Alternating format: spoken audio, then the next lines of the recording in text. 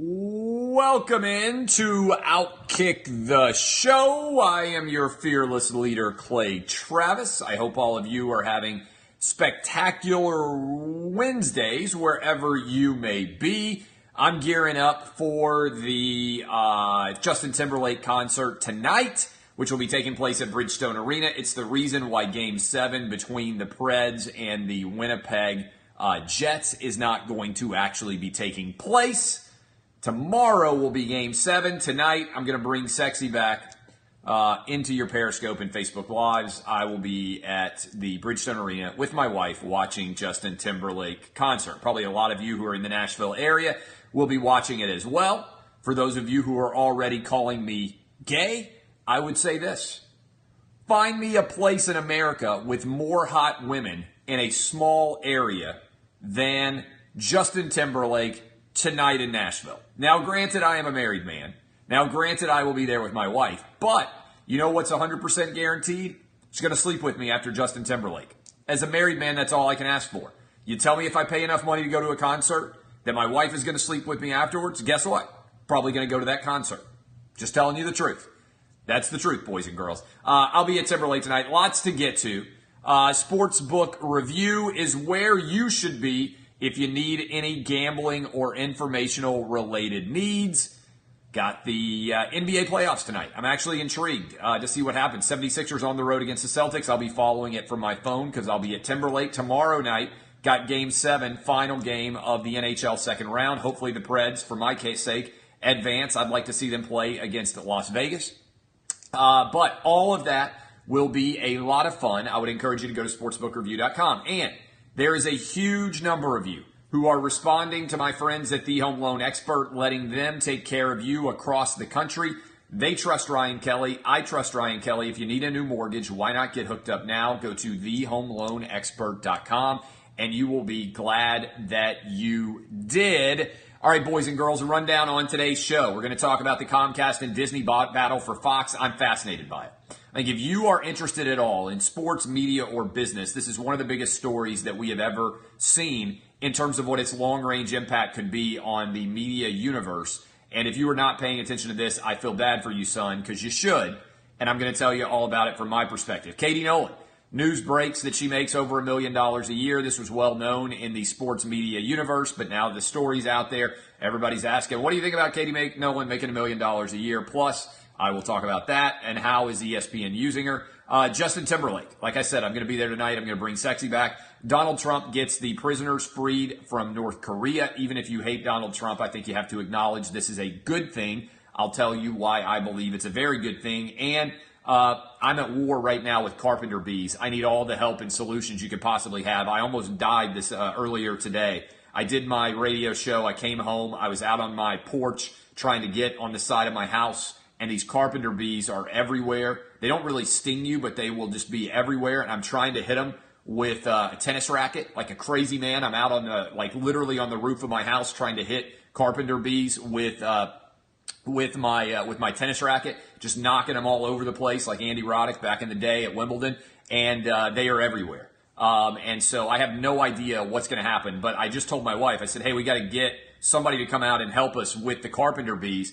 And my wife said, wait a minute, I talked to them last year, and they said there's nothing they can do to help with the carpenter bees. And I don't understand how that could possibly be true, that there could be an insect infiltrating your home, outside anyway, and nobody has any solution for it. So the solution is I just have to stand out there with my tennis racket swinging around in the air like a madman. I need all of your solutions for how to get the carpenter bees. Good question. Backhand or forehand on the tennis racket? I got to go both directions. Much like a bisexual human being, I go both directions when I'm trying to get the carpenter bees. Sometimes you have to go backhand to get the right angle. Other times you have to go forehand. I'm not kidding about this. I was actually contemplating what would happen if I fall off the roof. I'm ready to dive into the magnolia tree directly in front of me and catch myself on the side of my house. This is how bad it is. I had my phone in case I fell so I could call midair 911 in the event that I broke my neck. I was thinking to myself, do you know how many people would be so ecstatic if I died of carpenter bees? So many people out there. But I got to tell you, let's talk Comcast versus Disney.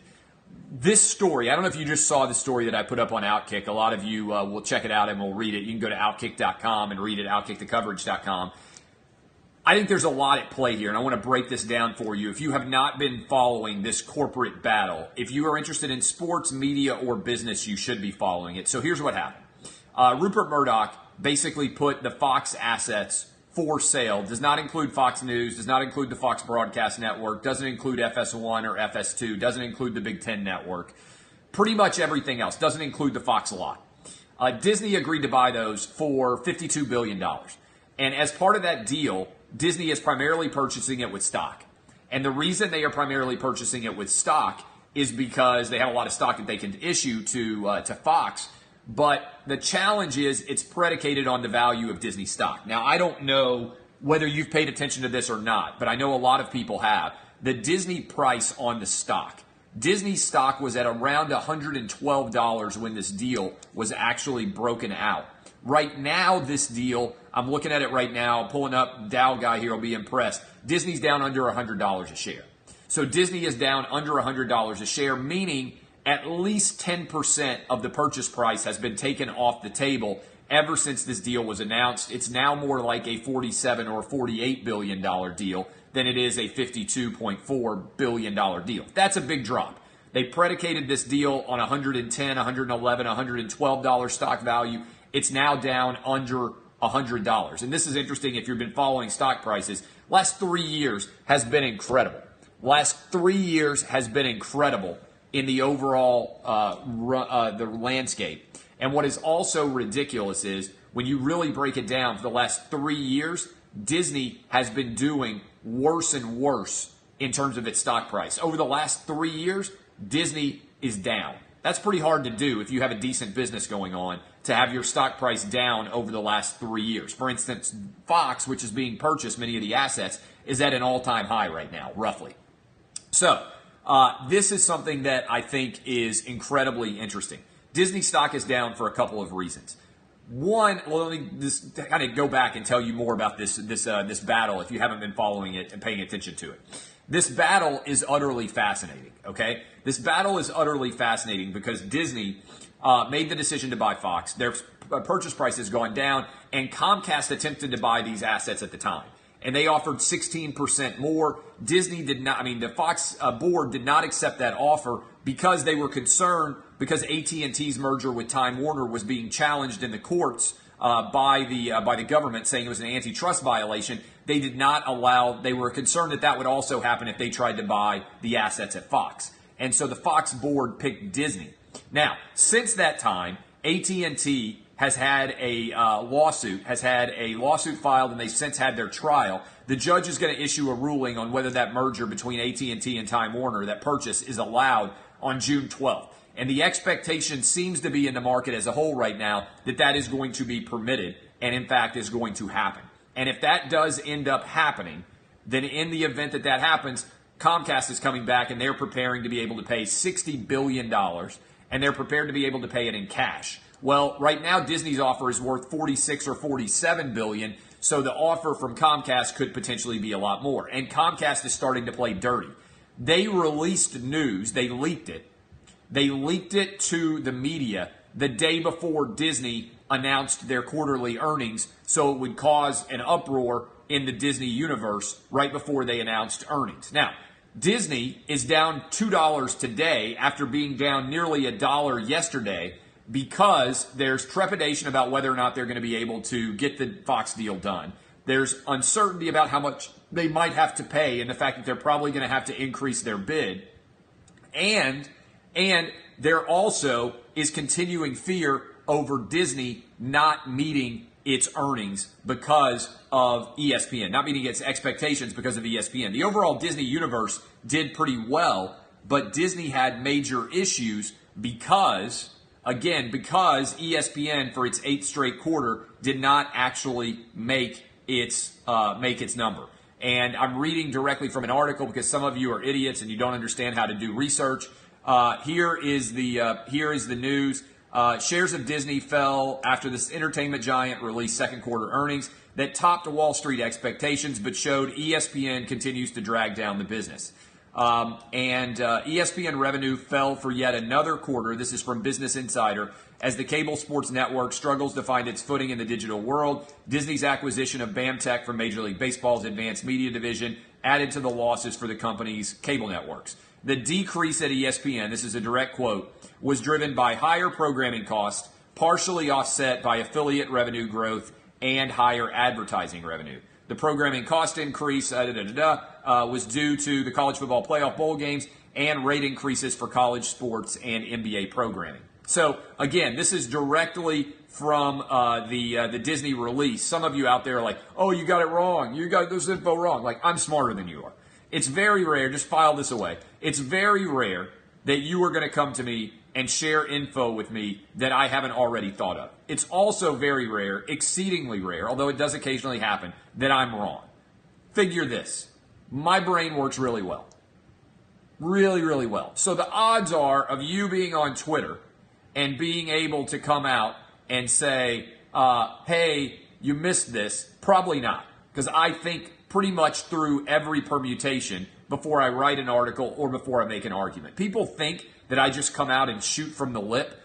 If you are a reasonably intelligent person, you should be aware that I am in my head running through every argument that you could make against the argument that I have made, and probably not going to be able to ever come up with an argument that I haven't thought of. Now, occasionally it happens. When I am wrong, I come out and admit to it, but this is going to be amazing. So, this is a story worth following. The other angle here in the Disney Comcast Fox battle is, remember that Fox retains the lot in LA, and that they also retain their television network, Fox News, FS1, FS2, and Big Ten Network.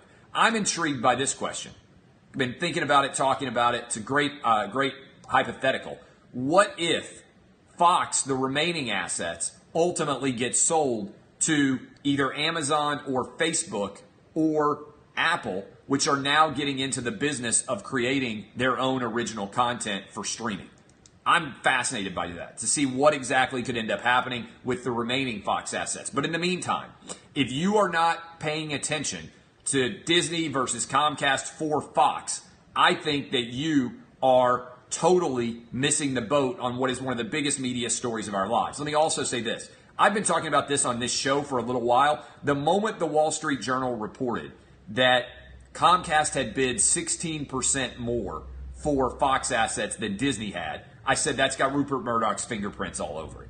He wanted that story out there in the public. Remember that News Corp, which Rupert Murdoch owns, controls the Wall Street Journal. I don't think the Wall Street Journal is going to avoid writing bad things about Fox-related properties because of that connection, but I do think that they're going to be 100% right every time they write anything about Fox companies. And so anytime you see a story in the Wall Street Journal that is involving in any way Fox Entertainment assets, I think you have to assume that the Wall Street Journal is going to be 100% right. So this is fascinating to follow. You should be following it. And if you aren't, I think you are missing out on one of the great news stories of our era. If you're interested in sports, if you're interested in business, if you're interested in media, and I love all three, you should be paying attention to this. All right. Now, who do I think ends up with it? I think there's a good chance Comcast does. Or Disney is going to have to increase its offer and take away the stock offer and put money on the table. The cash bid is going to be hard to walk away from. So the cash bid, I think, is ultimately going to carry the day. And I think that whoever offers the most cash, I don't think it's going to be complicated. Because the shareholder value, when it's pegged to a stock price, is a lot more erratic. I think they want cash. And if Disney pays, the fear is that they're going to end up overpaying. And if you're Comcast, it's a little bit like game theory, right? You want to drive up the acquisition cost as high as possible for your competitor, so you could, in theory, buy some other asset at a lower price because Disney can't afford to be able to bid for it. And I think this is not necessarily a great move for Disney. I'm not a believer in so-called Disney flicks. I don't think that many people, I think Netflix has got such a huge advantage unless Disney, and I talked about this some yesterday, is going to be willing to put the newest Marvel movie or the newest Pixar movie or the newest Star Wars movie on their streaming device, then I don't think that they are going to have that much original content that people are going to have to pay for. Remember, the reason why people pay up for Netflix now is because Netflix has great original content that you can't get anywhere else.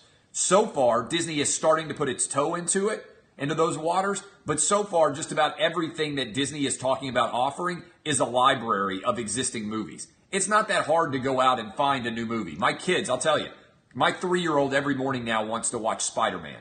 We have everything. We have pretty much every cable channel. We got Amazon, we got Apple, we got WWE, we've got Netflix, we got all of it. I can pretty much find any movie he wants to watch for free, and by free I mean already within the context of what I pay.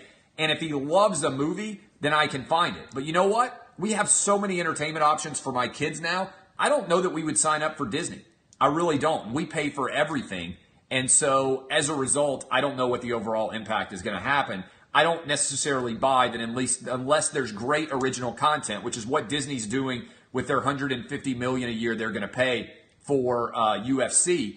Unless you have great original content, I don't know. I believe that Disney should abandon the movie theater. If they were asking me, hey, Clay Travis, what do you think we should do? I would say abandon the movie theater. I would say abandon the movie theater and take your product direct to consumer through your Netflix-ish streaming device. If you told me that in order to watch the new Avengers, I had to have a Disney Flix subscription, we would have a Disney Flix subscription. If you told me that I had to have it for the brand new Black Panther or the brand new Pixar movie or whatever it was, that would make more sense. To me right now, they're trying to have it both ways, and I think you don't have it both ways typically. You either win a battle or you lose it. Disney's trying to fight the cable battle and maintain that business while at the same time trying to create a streaming business. I think it's a bad play. I don't think they're going to be able to pull it off. That's why I'm not bullish long-term on this aspect of Disney's business. I love Marvel, the acquisition. I love the Star Wars acquisition. If they bought WWE, I would love it and think it's brilliant. I obviously love the Pixar acquisition, but that's all about owning your own original content. The sports business right now for ESPN is about renting everything. I think we're in an era where buy is what matters. So I think this is intriguing. All right, news came out yesterday, I believe, in the New York Post from Andrew Marchand, a sports media business reporter there. He reported that Katie Nolan is making over $1 million a year. She's been at ESPN since October. Now, I know Katie well, and I don't begrudge her getting paid over $1 million, but I think it's fair to say that ESPN hasn't figured out what in the world they're going to do with her. And I think this is just further symptomatic of them paying talent dollar figures that they can't recoup the value of. And I like Katie. She's a friend. I don't begrudge. I want salaries to go as high as they possibly can in the universe of sports media. But in order to justify a salary, you typically have to work a lot of hours. All right? Here's the truth. Whether you love me or hate me, I give 15 hours a week to the radio show. And then I also come over here and I do over 2 hours of this show. And then I also produce probably 10,000 words or more onto the internet as a writer. And then I got a book coming out this fall. And then I go on as a guest all over the place. Love me or hate me, I am a worker. I grind. I've been writing online for 15 years now, which is why I look much older than I am. But thankfully, my hair has hung on with me. And as a result, I have gone out and I've created an audience out of nothing. When I started writing online, I had an audience of zero. There's never been a big media company, I would say, that's ever gotten behind me and made me what I am. I've gotten to do media because of what I've already created. Now, at some point, maybe I'll get to do television. Maybe we'll put the radio show on television for 3 hours every day. I think there's lots of different angles things can go for the future of what we do. But in the meantime, I think that's a challenge. And so I think a lot of people see these dollar figures, and they do the same thing that I saw when I saw Michelle Beadle making $5 million a year, Jalen Rose making $3 million, and Mike Greenberg making $6.5 million. I think you look at that and say, my God, how are you going to make back up those salaries when I'm not sure that anybody tunes in to watch that talent? Like, look, I've said this before. You can love or hate Skip Bayless. You can love or hate Colin Cowherd. You can love or hate Stephen A. Smith. But I think those three guys, and maybe a little bit of Levitard, and certainly Wilbon and Kornheiser, I think I can name those 6 guys, right? Those 6 guys, you will watch based on them being involved. 100%. I think Whitlock is right there on the periphery. I think what he's doing at Speak for Yourself is also becoming pretty successful. I think Scott Van Pelt, maybe. All right? There are, but how many did I name? 7 or 8? Like names right now that if I tell you that person is going to be on television, that you will be more likely to watch. I think all of those guys deserve every dollar that they make because they literally are able to move the needle. They are difference makers. I think on some level, I'm younger than those guys. I'm on that level too in the next tier down because I'm not really a major media employee right now. And I would say the Barstool guys, Portnoy, Big Cat, and PFT, all three of them can produce audiences, right? Like they show up and there are going to be people there that actually show up. Dan Patrick should be in that mix too. There are other names. Any other names that you guys have? What I'm hitting at is there's only about 10 or 12 people in the entire media that actually make a difference right now. Not to say that other people aren't talented, not to say that there might not be a difference maker in the future, but that is the only 10 to 12 people right now that actually make a difference when it comes to audience. Jim Rome doesn't anymore. Jim Rome had in the years past. Jim Rome does not move the needle in any way now. He had his run. He does not move the needle. Feinbaum may be a good example. Feinbaum may be a good example as well. Certainly, he at the SEC network, they can't afford to lose him. I think Feinbaum is a good example. Barkley, I think Barkley is a great example. I should have included Charles Barkley. You could probably go ahead and toss in Kenny and that whole show, Shaq and everybody else. That list is really small. Somebody just said, I would say Bill Simmons. You're wrong about Bill Simmons, not in the television universe. He might be able to produce an audience from a written perspective, but that's pretty much it. That's pretty much it because his television show bombed on HBO. So that's the list, right? I just ran through all of those different people, and I'll try again. Well, I'll leave out a name if I do it like that. But I gave you 3 guys at Barstool. I'm going to try to run through the list. Kornheiser and Wilbon at PTI. Skip and Colin and probably Scott Van Pelt, I think, can move the needle. I think that Herbstreit is the biggest difference maker in the world of college football. I think that Game Day could not afford to lose Herbstreit. I think that's a great example in terms of an individual studio show. You see in that list, it's not a massive list. And there are a lot of people making a lot of money that don't necessarily deserve that money based on their ability to produce content. Now, I'm looking at this admittedly solely from a business perspective.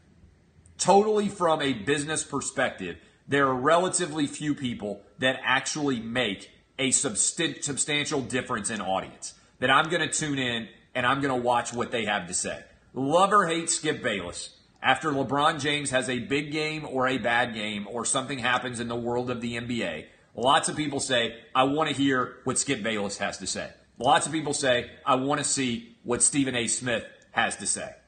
There are not very many other of those people. And what I think has happened is a lot of the people who don't necessarily have an audience are getting paid like they do have an audience. It's not to say you can't invest in people in the future, but if I were trying to peg the overall value, I think the most valuable person right now in the world of sports media is Colin Cowherd. That's my opinion, and Stephen A. Smith. Those are the 2 most valuable, and Skip Bayless is probably 3rd. If you put them up on the flow chart of being able to move audiences, of being able to be multi-platform value, to me, you have to put forward a lot of daily energy and effort and be out there for hours every day. So if you can do a 3-hour radio show, boom, you're giving me a lot of content. If you can do a 3-hour television show, boom, you're going to be able to produce a lot of content. But the vast majority of people cannot do that.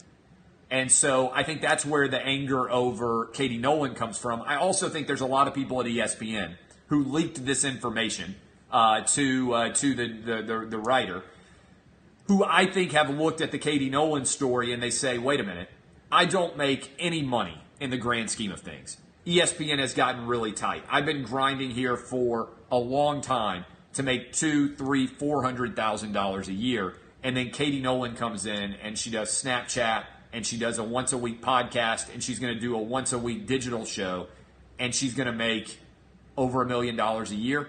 I think a lot of people, in the same way that you look at sports figures, I think when sports media figures are out there and you see their salary, you assess and try to say, okay, are they worth it? Michelle Beadle at $5 million a year is laughably overpaid. Katie Nolan at $1 million, I think somebody else would have paid her $1 million. So I don't think she's laughably overpaid. I think that ESPN has not been able to use her in a very advantageous manner. But, again, I think it's totally fair game to talk about people's salaries. All these networks, they sit around and debate whether a quarterback is worth what he's being paid, whether an NBA athlete is worth what he's being paid. I think it's fair game to ask whether a sports media member is worth what he's being paid. Now, sometimes it's different with me. Like, I own my own business.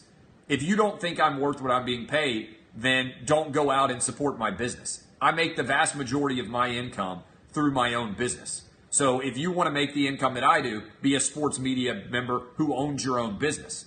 But, you know, that is like the definition of a market-based salary, because I look at the overall market and bring in what I'm worth. So I think that is interesting in and of itself. Okay, Trump in North Korea has shown up and has managed to get all three of the prisoners back. And look, I understand that Donald Trump is insanely controversial and that many people are triggered on a perpetual basis by Donald Trump. However, let me say this. I will give you my presidential power rankings in my life. My presidential power rankings. I've been alive, I was alive for Jimmy Carter for a very short amount of time, so I have no recollection of him. In my opinion, the best president of my life was Bill Clinton. Okay? Bill Clinton was the best president of my life. The second best president of my life was Barack Obama. The third best president of my life right now, Donald Trump.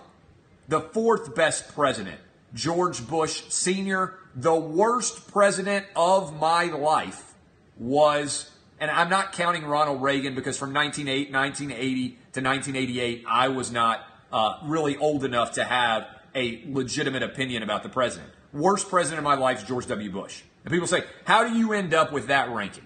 How do you end up with that ranking of the top five? Again, Ronald Reagan and Jimmy Carter are off because I was so young, okay?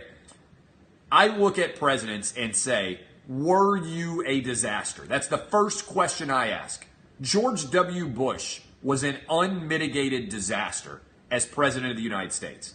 His decision to take us to war in Iraq was the single worst decision that any president has made in my life. It cost us trillions of dollars. It cost us tens of thousands of lives. And I'm not saying that in any kind of partisan manner. That was the definition of what you don't want a president to do. Okay? That's the very definition of what you don't want a president to do. He also managed to be in charge when the economy blew up and Obama had to come in and basically rescue the economy from being a disaster. I think that it's possible that when we are all gone 200 years from now, that people will look back and say that George W. Bush was the worst two-term elected president in the history of the United States. I think that there is a lot of legitimacy to that. Again, I look at, did you make a disastrous decision? To me, Clinton was the best. He did not cause any major issues. The worst thing you can say about Bill Clinton was he got a blowjob from an intern. That's literally the worst thing you can say about Bill Clinton. Obama's presidency, by and large, is very hard to judge, I think, because he came in and he took over such a shithole of a... He's like a college football coach who came in and took over a shithole of a program. George W. Bush may be a very nice guy. Worst president of my life. Was an absolute disaster. Okay? My rankings, number 1, Bill Clinton. Number 2, Barack Obama. I've got Donald Trump right now at 3rd, and he's only 16 months in. I like a lot of what Trump has done, but he's only 16 or 18 months in. Number 4 overall, I've got George Bush Sr., and number 5 overall, I have got George W. Bush. Now, if you want me to put Reagan in there, I would probably go Reagan 1, Clinton 2, But again, it's hard for me to judge Reagan because I just have to read the history books, which then gets into me just like ranking everybody who's ever existed, right, in my life. And so I was 8 years old when Ronald Reagan left office. So I was just so young, it's hard for me to judge what exactly it would have been like. But if you want me to rank them just in my life, it'd be Reagan 1. It would be number 2, Clinton. Number 3, I would go with Barack Obama. Number 4, Donald Trump. Number 5, George H.W. Bush. Number 6, Jimmy Carter. Number 7, George W. Bush. That is my power rankings, 1 to 7, of the Clay Travis Outkick the Coverage power rankings of presidents that have been alive while I was alive. But again, Jimmy Carter and Ronald Reagan, I was too young to actually have a good sense for what the country was like. So that is my ranking. Everybody's so worked up. I tell you all the time, I'm a very middle of the road guy. I look at things objectively. I try not to be partisan. I try to look at it through clear eyes.